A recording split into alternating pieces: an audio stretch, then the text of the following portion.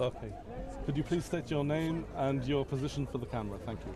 My name is Asaf. I'm a colonel and a Nevatim Base Deputy Commander.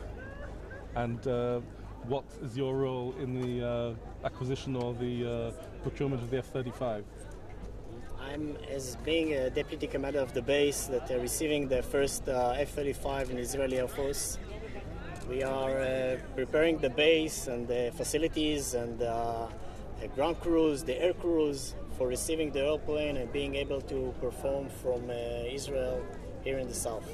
What's the significance of the plane? What difference is it going to make to Israel's abilities in the skies? Okay, the plane is a Generation 5 fighter, which means a plane with high-tech technologies, first of the line, combined with the stealth aircraft, means it can pretty much do a lot of things together. It's called more than a system than just an airplane or just a fighter. And we are really looking forward to receiving it, having its abilities in the Israeli Air Force and the IDF. And hopefully we'll see it all today, and tomorrow we'll have its first flight here. Can you specify what things it can do that other planes that currently Israel has cannot do? It can do a lot of things together. You know, it's like a smartphone in comparison to old versions of cell phones, which you could do only talks and send text. Today you have a smartphone that can do a lot of things together: take pictures, edit movies, send emails, play games, talk on the cell, and all at the same time. It's a good comparison to the ability of a 5th generation airplane in opposed to a 4th generation airplane. The 4th can do a lot of missions, but it needs to be prepared or adjusted to one mission. The 5th can do a lot of missions together, combine them in the air, real time, and perform due to that much better. Now, there was some consideration. It took a while before the decision was made to buy the plane. Why did it take so much time? Is it because of the cost? Are there other considerations? Maybe Israel thought it didn't need such a high-tech airplane. I'm not sure there was a lot of time considered to buy the airplane. Israel needs to have the edge of the line fighters, that's for sure, and for its security. So I'm not sure it was really a consideration. The cost is an issue, of course, because you have to decide if you want a very high-tech airplane and pay the money that needs to be paid on this one, or you prefer a lower-tech airplane and you can buy a bit more.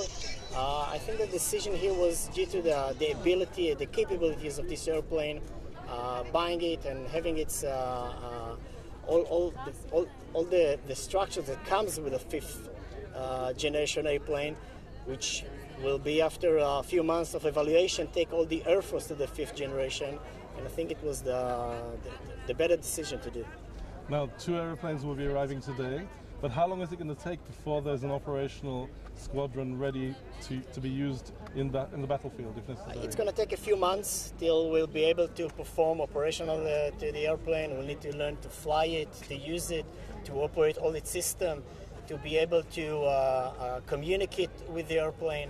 But in a few months, it's going to be operational. The number is not the issue here. It's learning how to work with the system, to make it operational, and then the number will grow as time grows. Now, 2 squadrons currently have been ordered, 50 aircraft. Yep. Do you see a situation where there will be more in the future? Might be. It's a good airplane. We'll know to evaluate it better after we'll use it and fly with it. And I'm sure then the decision will be made. What about the rumors about technical issues that the airplane had for its arrival? Any new platform basically has its development malfunctions. If you ask me, I think we know too less right now, and I think we'll have more malfunctions during the time and during the first few months. I expect to know better and to have more malfunctions that we'll be able to fix on this time. So in comparison to other older airplanes, it's not a number of malfunctions we haven't seen or we are worried about. Do you know, can you say, give a number of how much the airplane actually costs? Heard room between 90 and 100 million. Obviously, that's pretty much the price, because you know it's the first. Sorry, can I just stop you? Can you start again saying between 90 and 100 million dollars is the price of the airplane? Okay, the price of the airplane is somewhere between 90 to 100. It depends on which one of the airplanes you are asking. Obviously, the first one were a bit more expensive, and the last one a bit less expensive. So, 90 is probably the average price for the airplanes. Have you flown the aircraft yourself? No. Are you expecting to? Very much. Okay. What about how many airplanes in the bases of our neighbors? I mean, the Israeli advantage. I want to hear about that. I didn't understand the question. Can you say it again?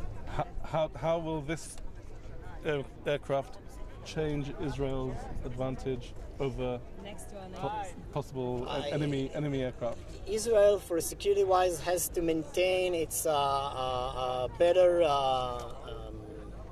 airplanes and any warfare material superiority opposed to our neighbors.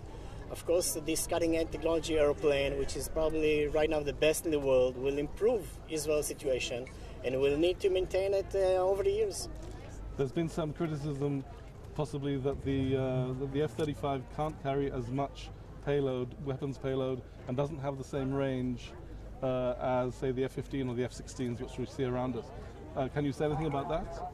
Yeah, one of the biggest changes in this airplane is understanding the fifth generation idea.